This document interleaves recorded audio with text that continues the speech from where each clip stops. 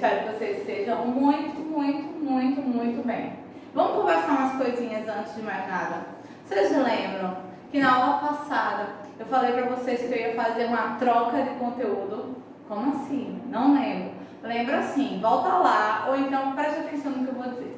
Eu disse para vocês que eu ia pular um capítulo do livro, ia para um mais na frente, depois eu voltava o capítulo do livro. E foi exatamente isso que eu fiz. Eu pulei o capítulo, a gente trabalhou equinodermos, que foi o assunto da aula passada.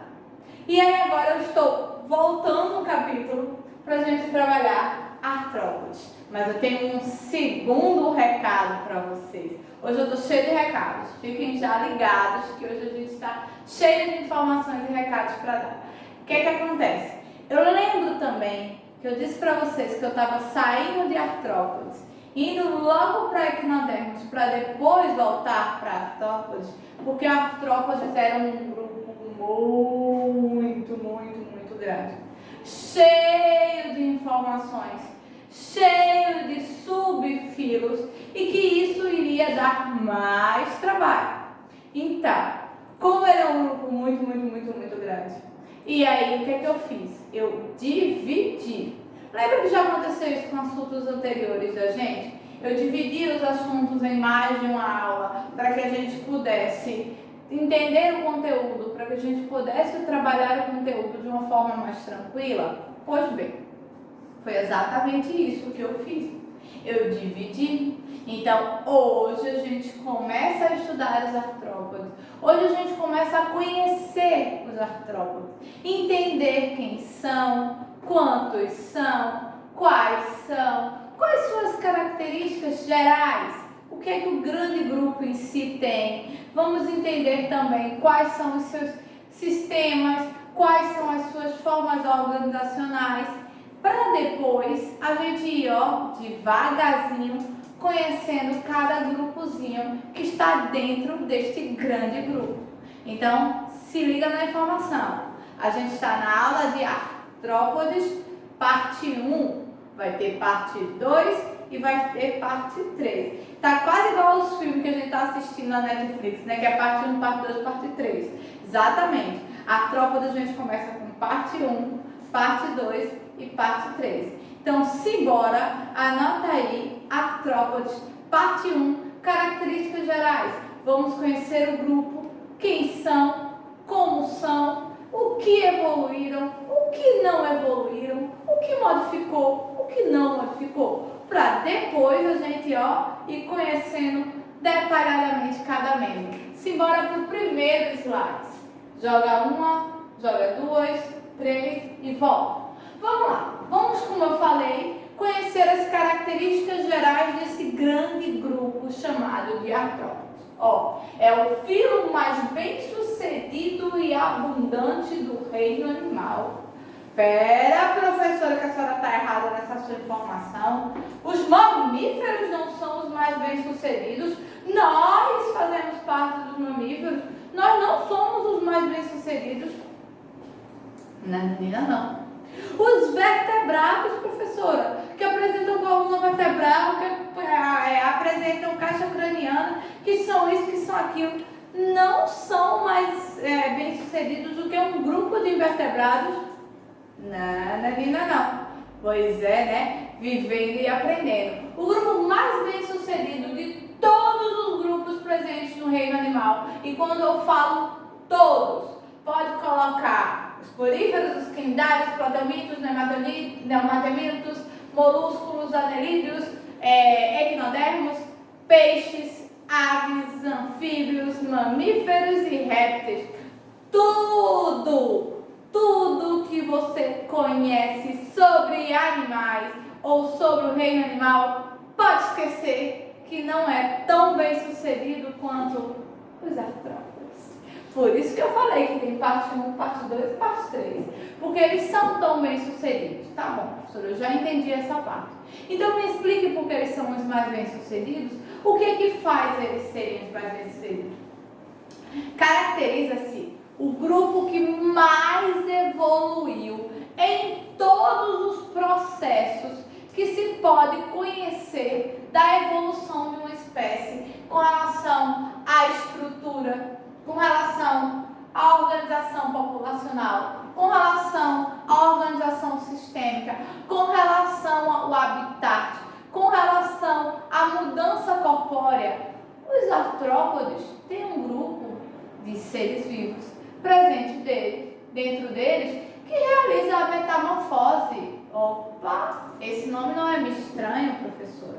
Metamorfose. A senhora está falando daquela mudança, né? De lagarta para borboleta. Exatamente. Então, vê só esse ponto já faz você entender porque eu começo os artrópodes falando como eles são os mais bem-sucedidos. Com relação a mudantes, eu já tinha deixado isso claro para vocês.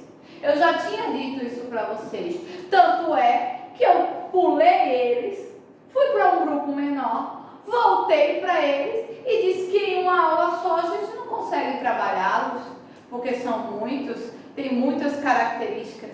E realmente, os artrópodes são representantes de cerca de 80% das espécies vivas no planeta.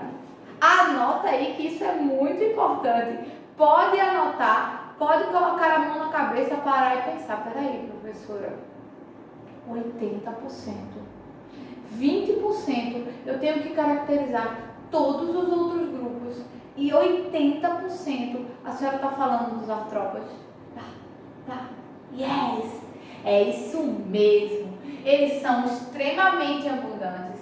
A cada dia se conhece uma espécie nova. A cada dia se descobre novos grupos, novos representantes dos artrópodes. Ou se entende que existiram artrópodes que hoje não existem mais, óbvio, mas que caracterizaram um processo evolutivo muito grande, muito importante. Gente, mais na frente, eu vou falar para vocês uma coisa muito importante sobre os artrópodes. E anotem esse nome para me cobrar mais na frente. Exoesqueleto. Isso é a coisa mais importante que deu todo esse status de grupo mais bem sucedido do reino animal. O status mais abundante, não.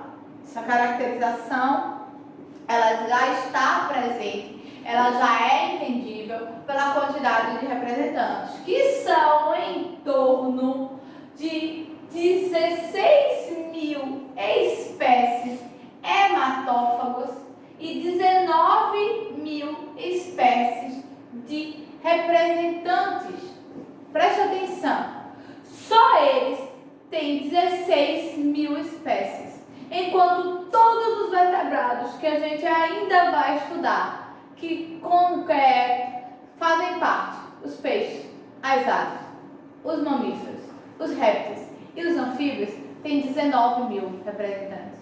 Ou seja, se faz necessário 5 grandes grupos de vertebrados para que ultrapasse, e não em muitas espécies, em torno de 3 mil, a quantidade que um único grupo tem, que são 16 mil espécies conhecidas, 16 mil espécies estudadas, 16 mil espécies caracterizadas. Então, ó, o primeiro impacto de 3 grandes características com relação aos artrópodes já faz você entender por que eles são tão importantes. Vamos para o segundo? Joga para mim. Pode colocar. Mais um. Voltar.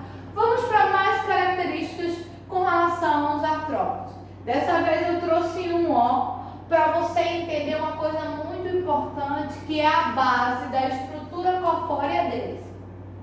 A base da estrutura corpórea deles sempre vai ter a cabeça, o tórax e a região abdominal.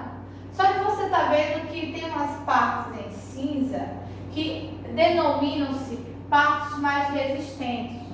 Estas partes mais resistentes você vai relacionar àquele exoesqueleto que eu falei lá atrás.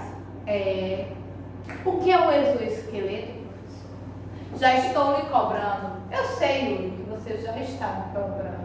A questão com relação ao exoesqueleto dos artrópodes está relacionada ao fato que eles têm uma carcaça rígida, mas não tão dura e resistente como a estrutura óssea, que faz com que se assemelhe.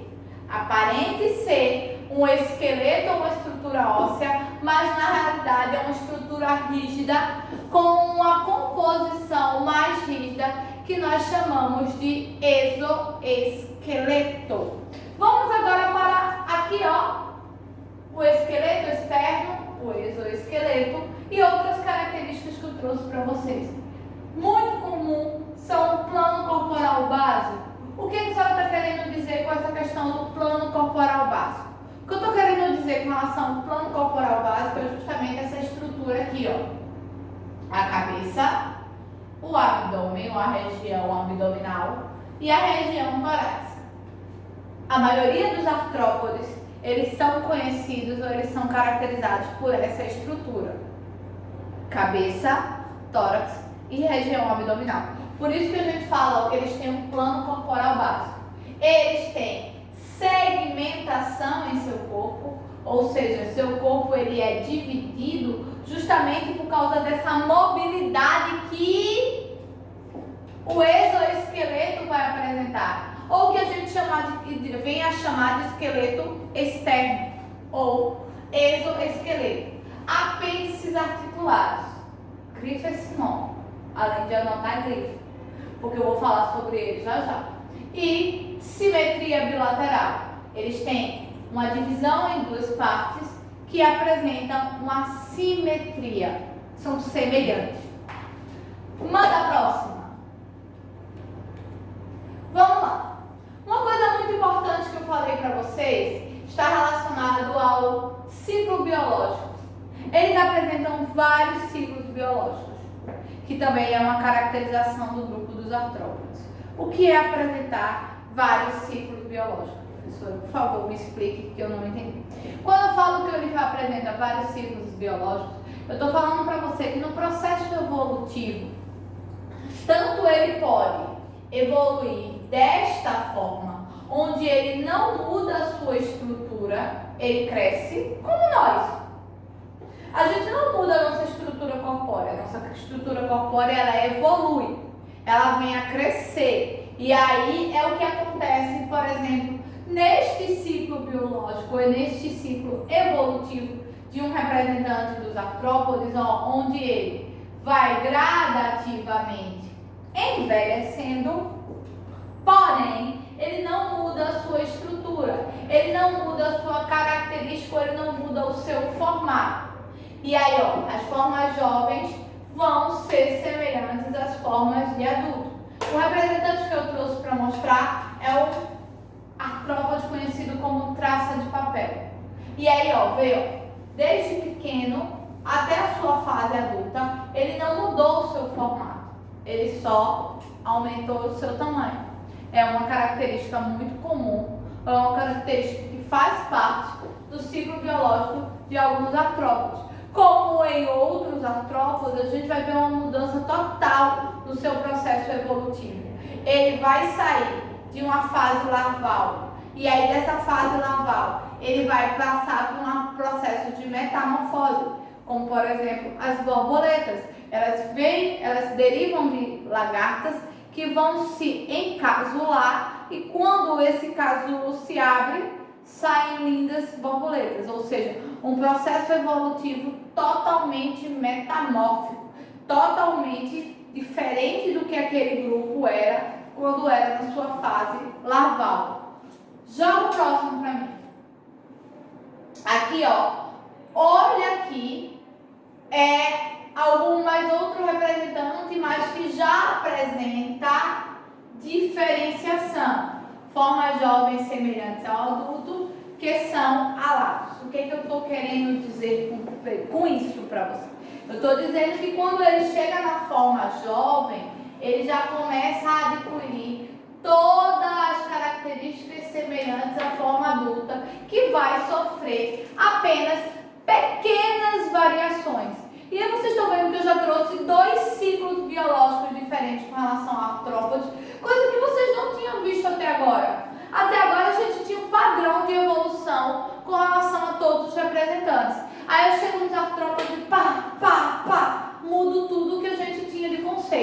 E aí, ó, a gente teve o primeiro, onde ele segue o padrão de desenvolvimento. A gente já tem o segundo grupo, onde a forma jovem já é semelhante com a forma adulta. Mas a forma larval, ela é totalmente diferente, tá vendo? E eu trouxe para vocês um representante dos artrópodes que passa por esse processo, o barbeiro, bem conhecido, né? Todo mundo aqui já ouviu falar na doença de Chagas. Olha ele aqui, o representante, o causador. Então, ó, volta para mim, por favor. Um ciclo biológico onde eu tenho todo um processo evolutivo igual, ou seja, o animal ele não muda a sua caracterização, anda para mim. E aí eu vou para um outro ciclo biológico já onde ele passa por um processo de evolução. Esse processo de evolução gera o que a gente chama um processo de modificação. Ele modifica a sua forma, ele modifica as suas características corpóreas até uma determinada fase. Quando ele chega na fase jovem para a fase adulta, as mudanças elas são bem pequenas, elas são pontuais, se assim a gente pode colocar. Joga outro. Aqui, olha o que eu estava falando para vocês, o que eu bati tanto na tecla. Vocês estão vendo que eu sou muito fera, né? Trouxe tudinho para vocês entenderem visualmente para ficar bem mais fácil. Aqui, ó, a gente tem mais um ciclo biológico, que é o inseto, ele vai passar pela fase de ovo, pela fase de larva, e vai, quando chegar numa fase de encasulamento, que é uma fase de resguardo para sua modificação corpórea, até chegar, ó, na sua fase adulta. Essa é a fase que a gente chama de metamorfose, ou a fase metamórfica dos artrópodes. Ele sai totalmente de uma fase larval ou de uma fase de ovo. Eles chegam em larvas com tamanhos distintos de acordo com o crescimento, até serem encasuladas. O que significa essas larvas serem encasuladas, professora? Por favor, traduz para mim.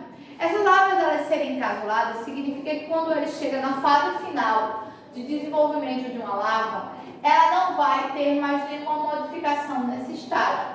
Ela se resguarda para que suas células, aí aqui ó, ela se resguarda, para que suas células elas venham passar por um processo de transformação, ou por um processo que a gente chama de um processo de modificação. E aí nesse processo de transformação, nesse processo de modificação, ela sai de uma fase total larva para uma fase de borboleta.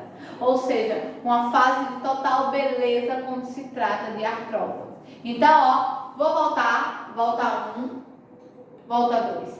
Primeira fase biológica, onde ele não sofre nenhuma alteração corpórea. Segunda fase, onde ele vai iniciar um formato, e aí quando ele atingir uma fase jovem final, ele chega quase ao seu formato final. E a terceira e última fase, que é quando ele muda totalmente a sua estrutura corpórea. Sai de um ovo para larvas, para chegar num formato de uma borboleta. Pode mudar. Pode jogar. Isso. Pode parar, acho que pode. Tenta, não, pode parar. Vamos para mais algumas questões com relação às características. Lembra que lá atrás eu falei que o corpo era dividido em 3? Cabeça, abdômen, lembra? E tórax. Pronto. Vamos entender uma parte muito importante que está relacionada à estrutura dos artrópodes. A cabeça ela vai ter uma constituição cerebral. Órgãos sensoriais muito importantes. Não esqueçam desse detalhe. Eles têm olhos simples, porém olhos que têm uma visão, olha, excelente. E antenas. Antenas com um sistema nervoso fora de outro mundo. Que conseguem detectar, ou seja, sentir a presença de predadores e o ambiente a qual esses artrópodes eles se encontram ou o ambiente a qual eles estão inseridos. Outra parte muito importante está aqui, ó, a peça bucal. Cada grupo de artrópodes ele tem uma peça bucal diferenciada, de acordo com qual deles eu esteja trabalhando.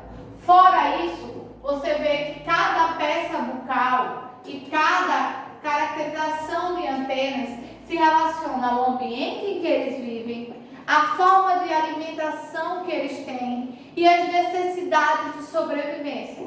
Então a cabeça ela meio que se adequa ao animal ao que ele está sendo representado e ao meio em que ele está presente. Vamos para o segundo, para o próximo. Aqui, ó.